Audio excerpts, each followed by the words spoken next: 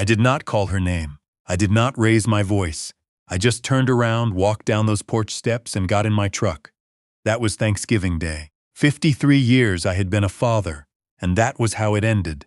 With the door clicking shut behind me, while the smell of my daughter's cornbread stuffing drifted out through the window screen. I drove to the end of the block and parked. Didn't know why. I just sat there with the engine running, watching leaves skitter across the asphalt. Maple leaves, the big red ones that Eleanor, my late wife, used to press between wax paper and tape to the kitchen window every November. She said they looked like stained glass. She was right about most things. She would have known what to do that night. She always knew. I'm 68 years old. My name is not important for this story. What matters is that I spent 41 years working as a structural engineer for a firm in Columbus, Ohio. I built things, bridges mostly, overpasses, the kind of infrastructure people drive over every single day without thinking twice. There's a bridge on I-71 just north of the Polaris interchange that I designed in 1997. I've driven over it probably 400 times since then, and never once mentioned it to anyone I was in the car with. That's just the kind of man I am.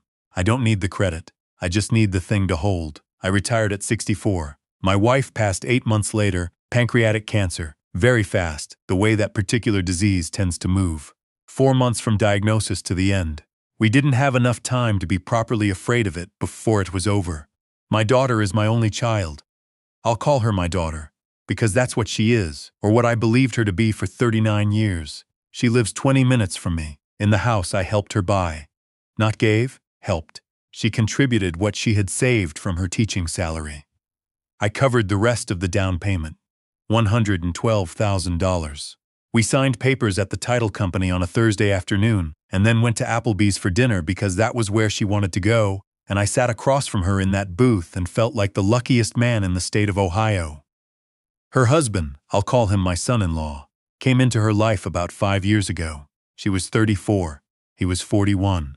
He had a pleasant handshake and good shoes, and a way of looking at you very directly when you talked, which I initially took for attentiveness, but later understood was something else entirely. He was the director of operations at a mid-sized logistics company based in Dublin, Ohio. He talked about it. Often he said "we" when he talked about the company, what people do when they're proud of where they work. I tried to like him. I did like him for a while. They married 2 years after they met, at a vineyard outside of Granville. I paid for the rehearsal dinner and contributed $40,000 toward the wedding itself, at my daughter's quiet request. She was embarrassed to ask. I told her there was nothing to be embarrassed about. I told her that's what fathers do. The first sign I missed or chose not to see came about 6 months into their marriage. My son-in-law called me one evening, alone, without my daughter on the line, which was unusual. He was cheerful and easy on the phone. He said he was thinking about making some investments, asked me offhand whether I'd ever considered putting money into real estate syndications. I said I hadn't. He said it was worth looking into. Great returns, very passive. I thanked him for thinking of me and didn't think about it again. 3 months after that, my daughter mentioned that they were looking at a lake property in Buckeye Lake. She said it casually, the way you mention something that has already been decided. I said it sounded nice. She said they might need a cosigner on the loan. I said I'd look at the numbers. I looked at the numbers. The property was listed at $480,000. I told them I wasn't comfortable co-signing, but that I could contribute $30,000 as a gift if it helped with their down payment. My son-in-law thanked me warmly. The deal fell through for unrelated reasons. The $30,000 stayed in my account. For a while after that, things were fine. Sunday dinners, occasionally. Holiday visits. My son-in-law grilled good steaks and had opinions about college football that he held with more conviction than I thought the subject warranted. But that's not a crime. My daughter seemed happy, or she seemed busy, which at a certain stage of life looks the same. It was last March when something shifted. I have a home office, not a fancy one, just a spare bedroom with a desk and a filing cabinet and a second monitor I use for spreadsheets. Eleanor used to bring me coffee in there and set it on the coaster without saying anything, and then leave. It's the kind of small gesture that you only understand you'll miss after it stops happening. I was reviewing my quarterly brokerage statements in March when I noticed something I couldn't immediately explain. There was a withdrawal from my taxable investment account, $47,000, that I had no memory of authorizing. The destination was listed as a wire transfer to an LLC I didn't recognize. The name of the LLC was something generic, 2 words, no meaning. I sat with that for a long time. I want to be clear, I am not a careless man. I built my career on not being careless. I have used the same brokerage since 1989. I check my statements every quarter without exception. I change my passwords regularly. I don't click on links in emails I don't recognize. So the first thing I felt was not panic. It was something colder than panic. It was the particular dread of a man who suspects he already knows the answer, but hasn't yet confirmed it. I called my broker the next morning.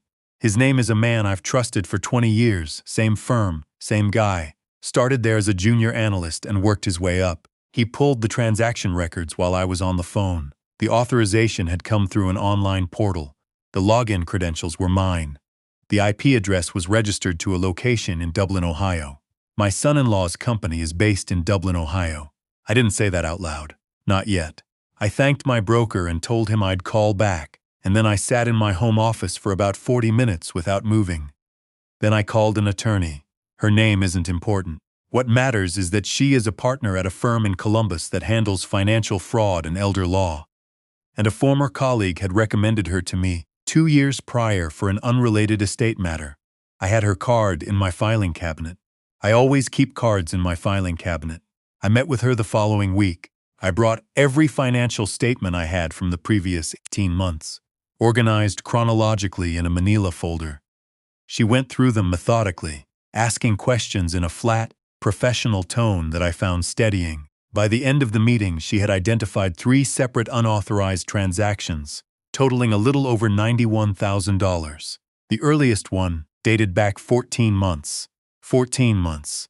I had been sitting in that house with my son-in-law at Christmas and Easter and Labor Day cookouts for over a year while this was happening. My attorney explained the mechanics of what had likely occurred. Someone with access to my email, through either a compromised password or a device, had obtained enough information to enroll in my brokerage's online portal and request transfers. The LLC receiving the funds had been registered in Delaware 8 months prior. The registered agent address was a mail forwarding service. She asked me if I had any idea who might have had access to my home, my computer, my email. I told her I did. I told her that my son-in-law had house sat for me for 9 days the previous spring while I was visiting my college roommate in Tucson. I had given him a key and the alarm code, and, because I was still learning to be comfortable with the technology, I had written the login credentials for several of my accounts on a notepad I kept in the desk drawer of my home office. I had written them down. I'm not ashamed to say that. I'm 68. I know people my age who have lost far more to far more sophisticated schemes, and I trusted the man. He was my daughter's husband. He ate at my dinner table. My attorney told me to do nothing. Nothing visible. Don't close accounts. Don't change passwords. Don't contact my son-in-law. Don't tell my daughter. She said we needed to give the forensic accountant she was bringing in time to document the full scope of the transfers before we moved. That was March. I sat on it through April, through May, through a Mother's Day brunch where my son-in-law poured me coffee and asked me how my investments were doing with a smile that did not reach his eyes. Through June and July and most of August. The forensic accountant finished her report in late September. The total was $114,000, spread across 7 transfers over 14 months. My attorney filed the civil complaint and simultaneously coordinated with the Franklin County Prosecutor's Office, which had taken an interest because the use of a fraudulent LLC to receive stolen funds crossed into wire fraud territory. A federal matter. My attorney told me the arrest would likely happen within the next few weeks. She advised me again to maintain normal behavior. No confrontations, no warnings. I said that was fine. I was good at normal behavior, which brings me to Thanksgiving. My daughter had hosted Thanksgiving for the past 3 years. It was her idea originally, and I liked it. She's a good cook, always has been, learned it from her mother. The menu never varied much: turkey, the cornbread stuffing, green bean casserole, sweet potato pie. Eleanor's sweet potato pie recipe, which my daughter has made from a handwritten index card every November since the year her mother first taught her. I arrived at noon, same as always. My son-in-law answered the door. He was wearing an apron, which he always did on holidays in a way that suggested he wanted credit for participating. He shook my hand and said it was great to see me and offered me a beer. I said sure. My daughter hugged me in the kitchen. She looked tired, I thought. More tired than usual. I asked her if she was sleeping okay. She said she was fine, just busy. There were 2 other couples there, neighbors of theirs, people I'd met a few times over the years. Perfectly pleasant. The kind of people who talk about their kids' travel soccer schedules with the same seriousness that my generation reserved for actual emergencies. We sat down to dinner around 2 o'clock. Everything was fine, and then it wasn't. It started with my son-in-law making a comment, casually, in the middle of a conversation about something else entirely, that I had agreed to help them refinance the lake property they were now apparently reconsidering. I don't know why he said it. Maybe he was testing me. Maybe he was building a paper trail in front of witnesses. Maybe he was just the kind of man who says things out loud to make them true. I said I didn't recall that conversation. He said he thought we had discussed it a few months back. I said we had not. The table got quiet the way tables do. My daughter looked at her plate. One of the neighbor wives said something about the stuffing. My son-in-law smiled at me with perfect composure and said, "Maybe I'm misremembering. No big deal. No big deal." After dessert, I helped carry dishes into the kitchen. My daughter was at the sink. I stood next to her and said quietly that I needed to talk to her soon. Just the 2 of us. She said okay. She didn't look at me. I went to find my coat. My son-in-law was in the hallway. He had stopped smiling. He said, in a voice low enough that no one else could hear, that he thought it might be better if I didn't come around so much. He said my daughter was under a lot of stress and that my visits weren't always helpful. He said he meant that respectfully. I looked at him for a moment. Then I said, "All right," put on my coat and walked out the front door. I drove to the end of the block, sat there with the engine running, called my attorney. She answered on the second ring. I told her what had just happened. She was quiet for a moment. Then she said, "It's actually good that it happened this way. It means he doesn't know yet." She told me the arrest warrant had been signed. I drove home. I fed my dog, a 7-year-old beagle named Charlie who had belonged to Eleanor and now belonged to me. I sat in my home office for a while and looked at the bridge plans I still keep framed on the wall, a habit from my working years. I used to say that if you designed it right, you didn't need to worry about whether it would hold. My son-in-law was arrested on the Monday after Thanksgiving. I know this because my attorney called me that afternoon to confirm. I was at a hardware store in Worthington when the call came through. I was buying weather stripping for the garage door.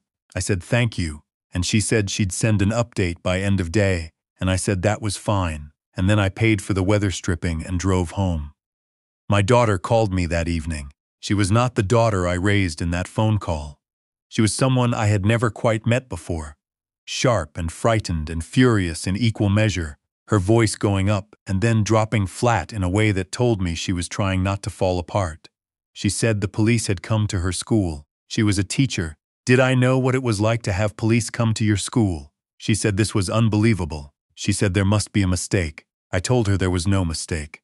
She was quiet for a long time. I said, I have been sitting on this since March. More quiet. I said, I wanted to get it right before I moved, the same way I always do. She started crying then. Not the angry kind, the other kind, the kind that sounds like it's been waiting for a long time to happen. I let her cry. I didn't try to fill the space with words, because there weren't any that would have done the right thing. I just stayed on the line. Eventually she said, "Why didn't you tell me?" I said, "Because I didn't know what you knew."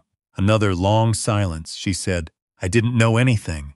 I told her I believed her, and I do, mostly. I think she didn't know the specifics. I think she may have chosen not to look too hard at certain things. I understand that. I've done it myself. Love has a way of making you incurious about things you don't want to know. The civil case moved quickly. My son-in-law's attorney attempted several things that didn't work, including a motion to suppress the forensic evidence, and a claim that I had verbally authorized the transfers. The LLC records told a cleaner story than any of his explanations. The full $114,000 was ordered returned, plus interest and legal fees. The criminal charge, wire fraud, carried more serious consequences. He pleaded guilty in February. 18 months, federal minimum security. Restitution already covered by the civil judgment. His attorney made a statement about his client's remorse and his difficult period and his commitment to making things right. I sat in the courtroom in a good suit and said nothing. My daughter filed for divorce the week before the sentencing. She called to tell me, and there was something in her voice that was both broken and cleaner than it had been in a long time. I don't think she knew what she was hearing either. I told her she could come for dinner whenever she wanted. She came the following Sunday. She brought sweet potato pie from the index card, the handwritten one. She set it on my counter and stood in my kitchen and looked around at everything. The dog, the framed bridge plans, the coaster on my desk where Eleanor used to put the coffee, and she said, "I'm sorry, Dad." I said, "I know." We ate dinner at the kitchen table. Charlie sat under her chair the whole time, which he does when he likes someone. He always liked her. He's a good judge. After dinner, she washed the dishes, and I dried them. Same as when she was a kid, same as the way we always did it. And I hung the dish towel on the oven handle and thought about the bridge on I-71 and about the way Eleanor used to say that a thing built right doesn't need defending. She was right about most things. She was right about that, too.